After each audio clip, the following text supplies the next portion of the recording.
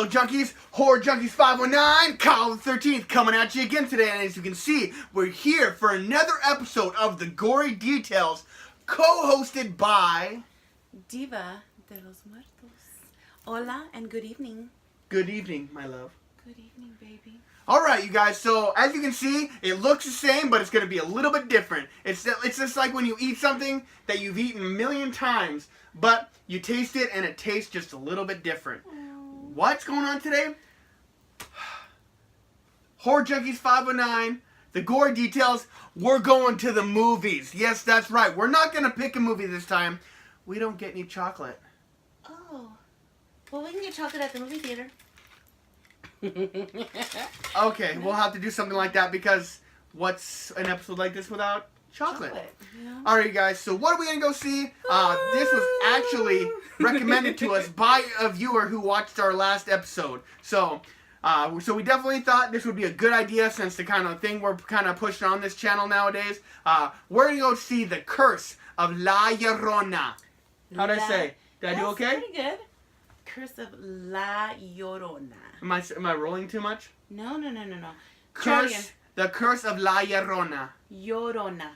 La Llorona. There you go. I got this. You nailed it. Like I give me a pass. I'm all in. Kyle the 13th, you're on it. Alright, you guys. So we got our tickets. We're ready to go. Me and Diva got our little buzz on because what's it like to go to the movies without a buzz? Yeah. Especially when you can't drink at this one. I Because know. our town is run by Mormons. It's real bad. Alright, you guys, so we're going to go watch this movie, then we're going to come back home and we'll film with you just like always. Yeah. Sit tight and come back and see what we think of this movie. Don't y'all go nowhere. Is this movie going to be gory? I don't even know. I don't know. I don't think it will be, but... It could surprise us. Yeah, you never know. Alright, you guys, sit tight and we'll see you in a bit. Adios. Alright, fellow junkies, and we're back. Back from the movies. It's just one of my favorite places in the world. Movies. I just wish we could go there a little more often. Our schedules just don't allow it. Yes. Alright, you guys. So before we get into this review, guys, I already want to go ahead and talk about the story of La Llorona. And, well, it's not a story I know very well because, it wasn't told to me as a child. This is more of a Mexican folk tale. What kind of stories did you get, Puppy? I got fucking Goldilocks and the Three Bears. Someone's eating my porridge. I love it. I know. I like Goldilocks and the Three Bears. I know, but it's like, I feel like a sissy because my parents were trying to scare the shit out of me to go to bed. It just makes sense. Alright, guys, so basically the story is a Mexican folk tale that Mexican parents would tell their children to go to sleep. And scare them to go to sleep. Yeah, it's kind of crazy. I don't know the story very well, but I do know someone who knows it very well, and we're going to tell it to you right now. Mexicans are ruthless. Diva de los Muertos, yes. What is the story of La Llorona? So, like Kyle the 13th said, it's a story that parents would tell the children that were being bad and didn't want to go to bed, this and that. They'd be like, the Llorona's going to come and get you. So, anyways, La Llorona. It is fucked up, but it did work. I'm sure, obviously, for a lot of people. So I'm sure the stories changed throughout history, throughout the years and whatnot. But basically, it was a humble girl, Mexican girl, who fell in love with a Spaniard, a very good-looking, handsome Spaniard, fell in love with him. Wasn't he well-to-do as well? Yeah, he was. Okay. I'm sorry, my voice went out right there. It was airy. It got all like... epic there. I was like, I'm sorry. So anyways, she falls in love with a Spaniard. They get married. And they have 3 children. And the years are going on. And in his job, he's gone a lot. He ends up being gone so long that he kind of forgets about his wife and his 3 children. His family, pretty much. I know, it's pretty funny. Wow. Right? That's a really dirtbag. A little bit. Dirtbag. Anyways, oops. You're right. Forgot. So, the husband goes off and like marries another lady, but the lady that he marries is a Spaniard as well, and she's like high society, kind of well off kind of chick, whatever. Anyways, marries her. So the humble girl that he married at first with the 3 kids gets like just blinded by rage and anger so badly that she takes her 3 kids, her 3 boys, to the river, and she drowns the little one first, and then she drowns the other 2. And pretty much as soon as she finishes, like, she realizes what she did, and she loses it. Like, just cries and cries and cries, and then eventually just throws herself in the river and kills herself. She commits suicide. Right. Because she couldn't live with what she'd done. And crying, mis hijos, ay, mis hijos. And apparently, and I think there's some stuff on YouTube where they get, like, actual footage of that cry at night. Now, granted, it could be somebody, you know, but like, who would do with that? Who would do that? Like, I'm not gonna take time out of my evening to go crying and that loud to hear it throughout the whole town. Right. So yeah, pretty scary. So you'll hear that. Ay, mis hijos. And she's wearing a white dress with a white veil, and that's what they would tell the kids. So anytime you ever heard La Llorona is gonna get you, that's what they're talking about. And this is an old story. And too. Mexican kids like got sleep after this? I don't know if I would sleep after that. I'm sure the parents were like, you gotta put your blankets over your head or something like that, you know, just kind of tricked them or whatever to get them to go to sleep because they be some badasses and they don't want to go to sleep. Right, so basically, like, she killed the kids to kind of get back at the husband, right? Because, like... Yeah, that was, I'm sorry, I didn't explain that. That was the whole purpose of that. Okay. Like, she wanted to hit him. I just wanted to clarify it. Yeah, she wanted to hit him where it would hurt him the most. Right. And... Wow. Yeah, no kidding. So she definitely got him. Yeah, talk about huevos. Like, No I mean, how angry would you have to be to do that you don't even realize you're drowning your Well, obviously she wasn't fully angry. I mean, because she did come to at some point. Well, after she killed them. Right. I mean, it's too little too late, obviously. Yeah. Yep. All right, you guys, so that is the story of La Llorona. So let's go ahead and get right into this movie, you guys. So like I said, we went and saw The Curse of La Llorona, 2019. This movie was directed by Michael Chavez. I honestly don't recognize anything else he's done. He's a pretty fresh director. But overall, I'm going to say he killed this movie. Yeah, like, I thought he did. I didn't have the craziest high expectations going in this movie. Neither did I. I mean, because, this is in the Conjuring universe. We will kind of talk about a little more about that later. And kind of The Nun was a little bit, lacking to me. So this was kind of like a couple steps above The Nun. So it's kind of nice. Starring is Linda Cardellini. She is a very familiar face. She was in, like, Daddy's Home 1 and 2. Not a lot of horror. I mean, she was in Dee Snider's Strange Lands, I believe it's called. But I don't really have much to say about it because I've never seen it. No. I don't even own it. I've never seen it. But, I mean, very familiar face. She's in quite a few different things. She's Velma. Oh, She goes from, like, Velma from Scooby-Doo to, like, Grandma's boy licking her boob. I don't even know how your career takes that much of a turn. That's Kyle's favorite scene, by the way. Yeah. Salt and pepper's here. Salt. Yeah. Alright, you guys, so to get right into this plot, like we kind of already led into, like, we know the La Llorona story now. So that's like a Mexican folk tale, and a lot of everybody knows it. I mean, as far as the Mexican community, of course. Yep. And, I know it now. I'm in the club. I'm bringing him to the brown side. Yeah. So there is basically the star.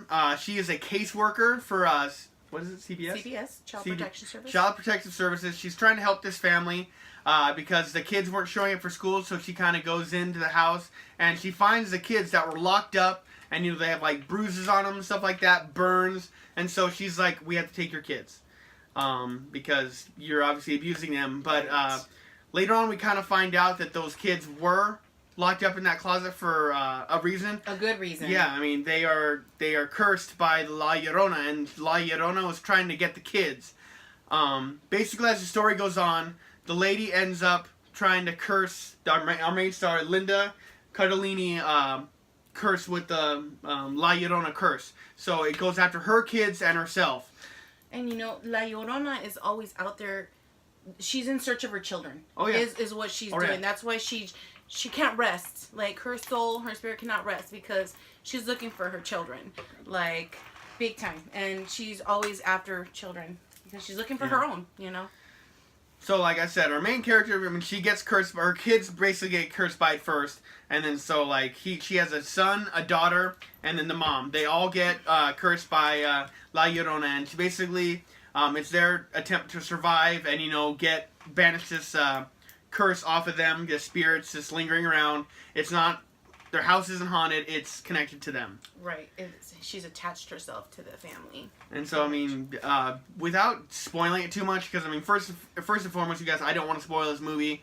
It is a really good movie. It really caught me by surprise a little bit. I enjoyed it. Yeah. I love that. Is there anything you wanted to add on there? I just want to say that for all you raza out there, Latinos, Chicanos, Viva la raza. whatever, I loved it that there was eggs used in it. Like, oh, yeah. You know how we do it. That's like, if you cool. get ojo, Ojo. you believe in ojo. Mm-hmm. You get the egg out and you start rubbing, rubbing it down, rubbing everybody down.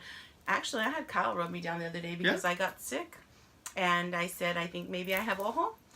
And he's never done this. He does not know. He has no clue what the heck we do, like with that egg and stuff. And I just told him, baby, I just need you to have faith and want me to be better. And he was surprised. He rubbed the egg all over my body, said the prayer, everything, put it in a glass with water in it.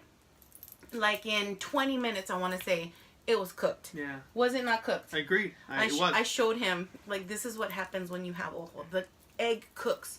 That is not normal. So, anyway, it's a belief of ours, and I was glad to see that they used the egg.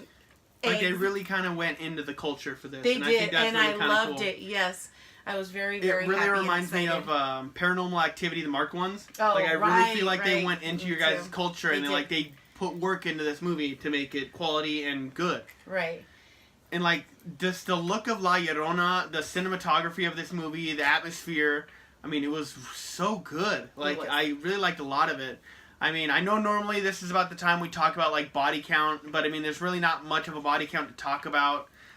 So, like, as far as this, you guys, we're probably going to say, I mean, do you have a certain part that you want to talk about without spoiling too much? No, I'm agreeing with Kyle. There wasn't much of a body count, and I want to talk about the gore, too, while we're here. Well, yeah, we'll have to get to the gore scale, definitely. There just wasn't.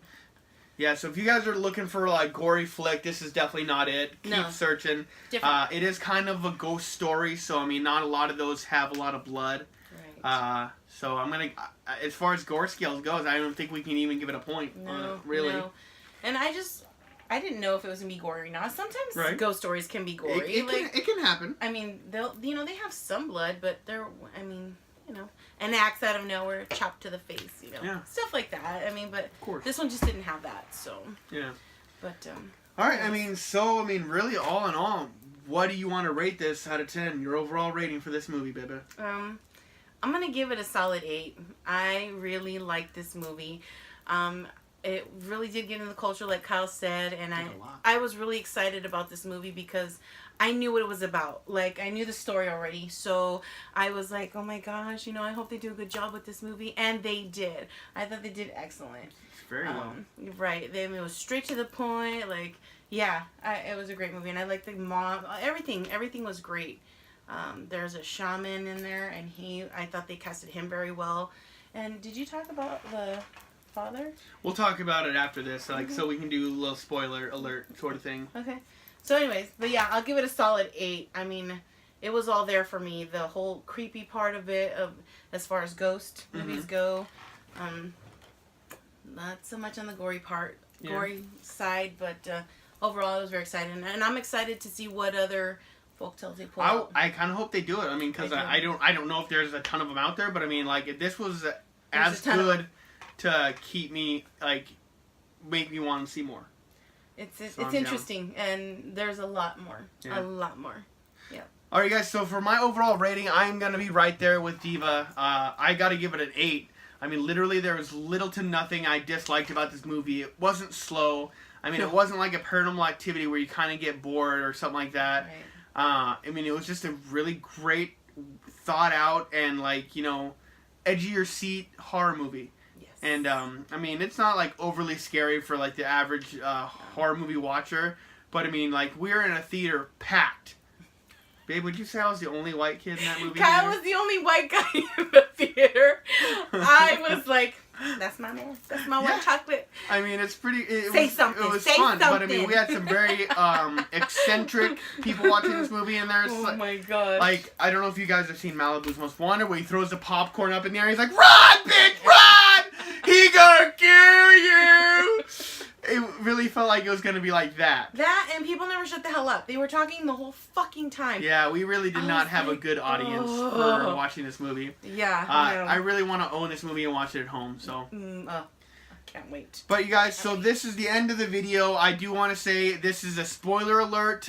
This may or may not be a spoiler at all, but I want to give out, you know, the alert just so I don't piss anybody off out there who's watching. So, like I said, this is a part of the Conjuring universe. The priest, or father, I guess, same. Priest, father, same thing. Okay. From Annabelle is in this movie, so that's how they tied it into the Conjuring universe. It was very un poquito, like very small. But significant enough for me. Significant enough to make it work. I mean, they tried to tie it in, but they didn't try to like jam like the nun in here or have Annabelle or Ed and Lorraine or anything like that. Right. So it was very kind of tasteful for them, the way they went about it. This whole movie, I'm telling you, like it was straight to the point. Everything about it, you know, there was no we need to kill some time with some bullshit scenes. Yeah. It was great. And like I think Michael Chavez. I mean, I'm assuming he's Mexican. I mean, I think he just had this was a passion project. Absolutely. Like this is exactly what he wanted to do, and he killed it. Yeah, he did. Yeah. When you want something, you make it happen, and he did. Yeah. Killer. Yes. Alright, guys, so that's going to do it for us. Horror Junkies 509 at the Gory Details with Diva de los Muertos and Kyle the 13th. And you guys, I hope you enjoyed this. Let us know if you want to see us go to the movies more. Buenas noches, everybody. We definitely want to do more, like, you know, random picks, but, you know, this was kind of fun. Something different. It was something different. Yeah. And for all you kids out there watching, you better go to bed when Mom and Dad say, because La Llorona will come for you.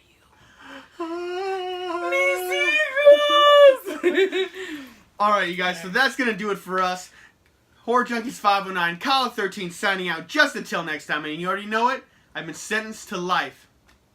I'm a horror lifer. Horror lifer. Raza, like, comment, subscribe. Diva de los Muertos right here with y'all with Horror Junkies 509, Kyle the 13th. Y'all, let us know what your thoughts are. Keep us in the loop, comments. And if you want us to go to the movies more often, I don't mind. That was great, yes. Just until next time, right, honey? Yes. And you guys have a killer day. Mwah.